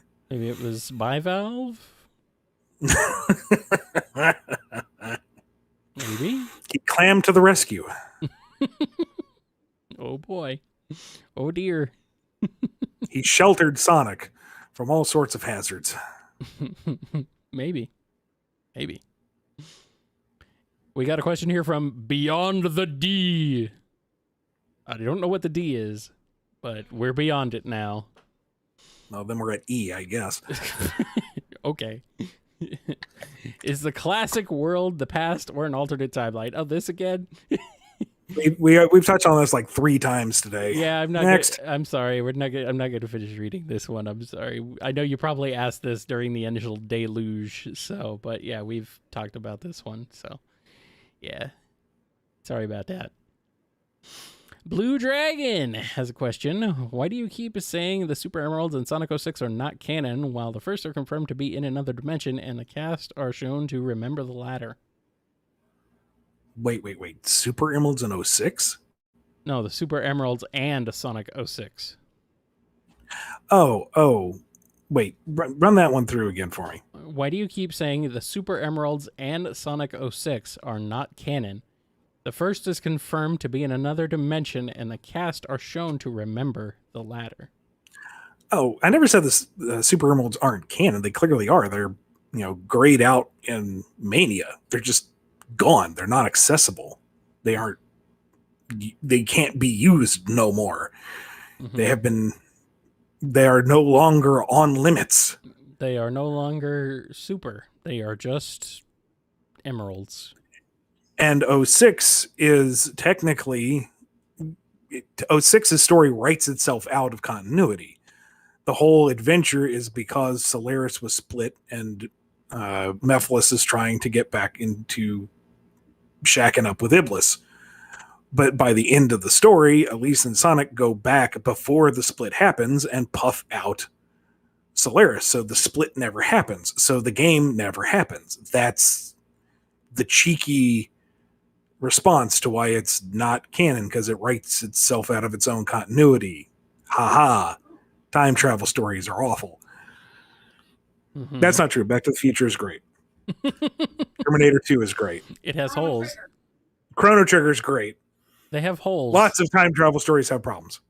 Yes, they have problems. They have holes. That doesn't make them necessarily bad. Yeah, okay. Oh, well. This is what you get when you make sweeping statements, kiddos. Bill and Ted, Doctor Who, yeah. Okay, I'm wrong. You just have to, set your expectations accordingly. Turtles in Time. Ah, yes, Turtles in Time. Thank you. That's a good one. All right, Michael H. has a question. Time for Mortal Kombat. What would the finisher of the Sonic IDW characters look like? Maybe Surge is what she did to Metal, and Kit is drowning his enemies like he described to Tails. If we're going like if we're going like real Mortal Kombat and not full on DC fatalities. not DC versus Mortal Kombat, where like the DC characters didn't do anything. Murder. Come on. I want it. I mean, like Sonic shatters tempered metal with his face. Imagine what he's going to do to a body. Well, you thought the splattering of Tommy Turtle was dark. Yeah, at least he was atomized. You get to see all the gooey bits. Ooh. I mean, Tails basically has a blender blade on his butt. Ah. Ow. What is the tensile strength of anything under Amy's hammer? I mean, she knocked Zero a clear 40 feet in the air. Splat. She's going to reduce anything to a fine paste. Yes. Knuckles has pointed objects at the end of his gloves. Come now. It's like being hit with a meat tenderizer. He's going to give you an uppercut, and it's going to be the last thing you ever feel. And you're going to fly off the screen and into the spikes up above. Because, of course, there's spikes up above. It's Mortal Kombat. What do you want? I mean, we could go real gross real fast with any of these. We could. Let's not. But we try to be a more family-oriented show, so... I suppose, except we talk about Mortal Kombat here, so, you know. Levi C. has a question. Sorry. I just want Big to grab somebody with his fishing rod. Get over here. Yes. Mortal Kombat.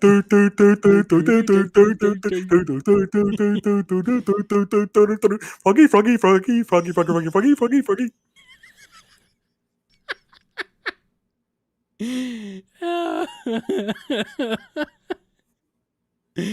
Oh, amazing. Amazing. I want this now. Biggest Shao Kahn, yeah. I will consume your soul. Sounds about right. Levi C. has a question. If Sonic was transported into the DC animated universe, how would the Flash react to seeing the blue hedgehog? Amused. I mean, it did challenge you to a race immediately. Oh, absolutely. And Sonic would be inclined to agree. But even with his kind of broken game level of speed, he's not going to match Flash. No. I mean, even if he doesn't hit that season finale Speed Force speed, come on. Barry's on a different level. Mm-hmm. No, wait, Wally. Wally would have been, it's Wally in the... Yeah. My bad. Yeah. All right, here's a question from Orange Blues. What mark are each of the four Mecha Sonics? Only Mark II has ever been designated. The Death Egg model in Sonic 2 is Mark 1.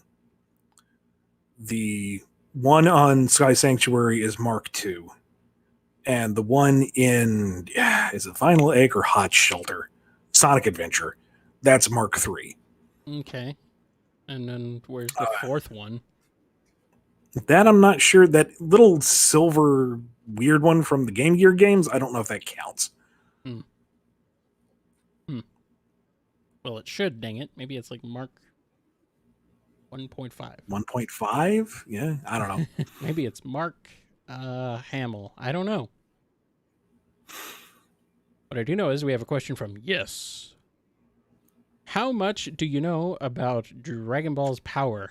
Did you know that Goku's base in Moro Saga was above MUI Goku, Tournament of Power? I'm going to just kind of nod along and say sure. I mean, I stopped trying to follow power levels after Frieza broke 1 million because that's just the Frieza saga, man. Then we're getting into the androids and Cell and Boo, and then they printed out what Golden Frieza's was at, and I forget, it was like some kind of 6 septillion, billion, jillion, whatever, and it's like, at that point, it's just zeros. It doesn't mean anything. It's just big. His power is maximum. Yeah. what does the scouter say about any of the power levels? Whatever. I mean, Vegeta broke the scouter, so it doesn't matter. He crushed it, so whatever. It's fine. Golden Dawn has a question. Any clue of what exactly is that magenta orb from Lost Labyrinth in Sonic 4? The encyclopedia just says that contains some kind of dark energy, possibly a connection to Dark Gaia. Yeah, I don't know. I was hoping that we'd get an answer when putting together the encyclopedia, but nope. So it's there. It's an orb. Ponder it. Ponder the orb. Maybe it's the same orb that's in the Smash Brothers Ultimate. The orb you fight. A dark orb guy. I can't remember his name now. I'm blanking. It's like light and dark. It's the most cliched story ever, but it's also, super bombastic and cool. So, yeah, I know. I would expect it. I wouldn't expect anything less. Here's a question from Yo. Why is Sonic called the fastest thing alive when Mephiles, Shadow Without Limiters, and Super Tier beings are faster than him, since they can keep up with him, getting his speed increased via the emeralds? Because it's a good tagline, and they're not thinking about all the different special caveats. Sorry, marketing doesn't always line up to reality. No. Here's a question from Bro. How to contact you to talk about you with things you don't know or don't understand with Sonic? Translation, how do I email you to tell you you're wrong and bad at your job? Is that what we're getting at? That might be it, yes. I think that might be it. I think that's what we're getting at, yes. How does one contact you to call you out and to say how wrong you are about things, Ian? I'm sure that's what you want to sit there and read all day. You want to open up your email, sit down and read how wrong you are all day. Maybe that's just a misread. I don't want to cast anyone in a negative light, especially if that's not what they meant. But so rescind the snark. Yes, apologies if this isn't exactly what you're saying, because your question is not. Your question is difficult to understand, but given all that I have to do, my inbox is not open to just everybody. That's pretty much why we have the BumbleKast. Yes. If you have a question, send it on in, and we try to treat everyone as fairly as we can. But beyond that, my inbox is for work, and if I am not working, I am taking care of other life matters. And sometimes I just have to put the Sonic down. I'm pretty sure if you're not working, you're dead, and someone should be concerned. That's unfortunately probably true. How bleak. I wish I was wrong about that. I mean, when you say it out loud, it's puts things in context. Sorry. I have a question here, though, from Kanoka Club. Back to work. Yes. For some reason, Eggman has chosen to give the eulogy at Starline's funeral. How does that go? Does he also say big oof? Yeah, it would be basically a stand-up routine. It would just kind of start off somber, and he doesn't even remember his name, as we've established before. We're gathered here today to pay what would possibly considered be respects to the duck who walked into my life and then I trampled on my way out. I remember that ingenious glimmer in his eye right before I snuffed it out.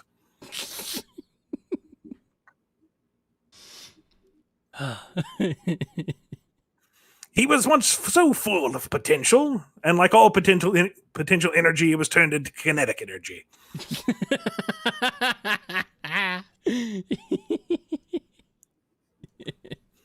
Now that's an oof right there. And the only people who are listening are Orbot and Qbot, and Qbot's like, boo! too soon. Orbot just like elbows him. Hush. This is getting good. Say anything else, he'll put you in the casket with him. Wait, the boss actually sprung for a casket? It's just an old one he had laying around.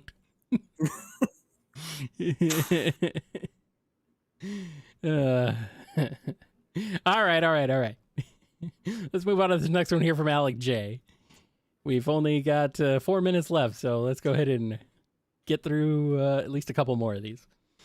Hey, Ian, this is the kind of crossover question between Sonic and Stranger Things. If the Mind Flayer existed in Sonic's world, how would they handle it, and would Eggman try to control it? Sorry, I have not seen Stranger Things because I can't handle the spooky. Eggman would try to control pretty much any weird, spooky, off-kilter thing that came to his world. That's kind of his thing. Yeah. So, probably... I mean, Sonic's fought weird space aliens and dimensional gods, so maybe he's got the mental fortitude to handle something called a mind flayer. But sorry, I can't give any kind of introspective, fun response on that one. Yeah. All right, I can't either. Sorry, I've not watched Stranger Things. Here's a question from Laba.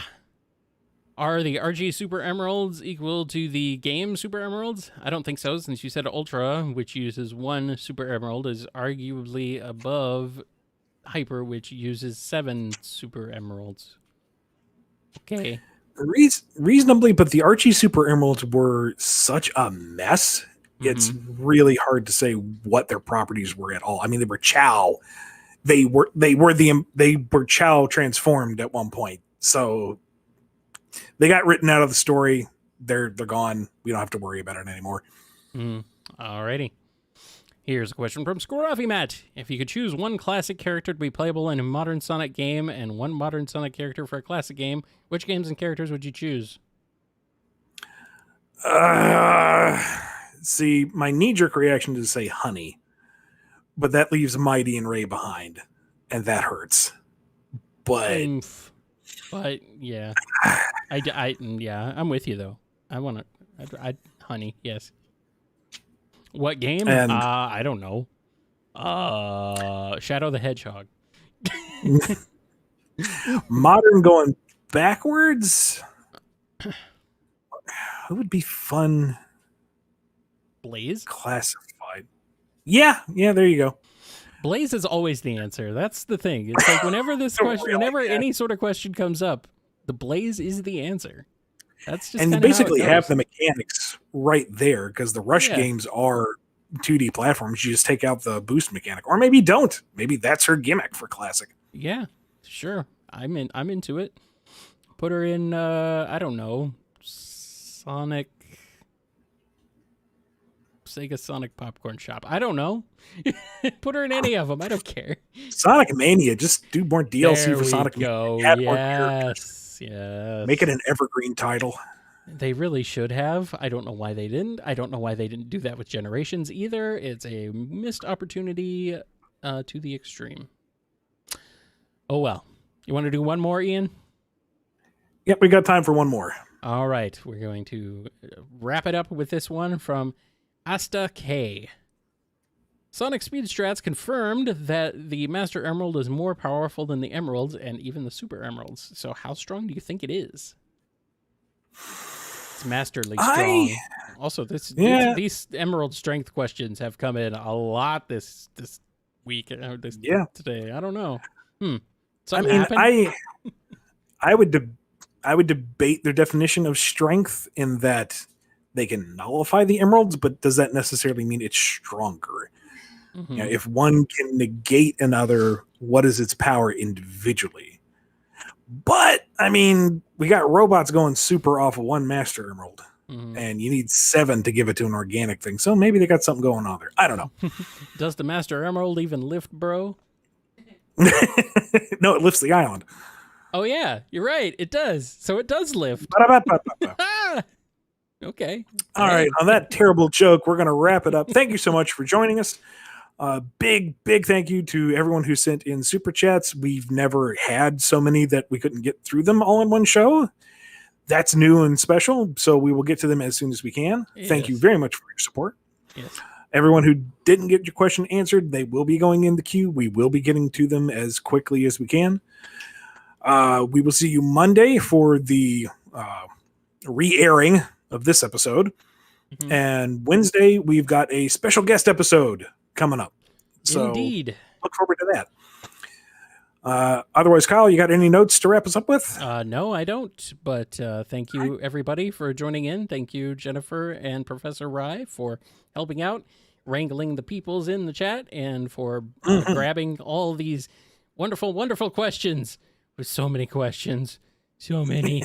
We only made it through... how many did we make it through here? We made it through 40 standard questions, and then we had 47 super chats?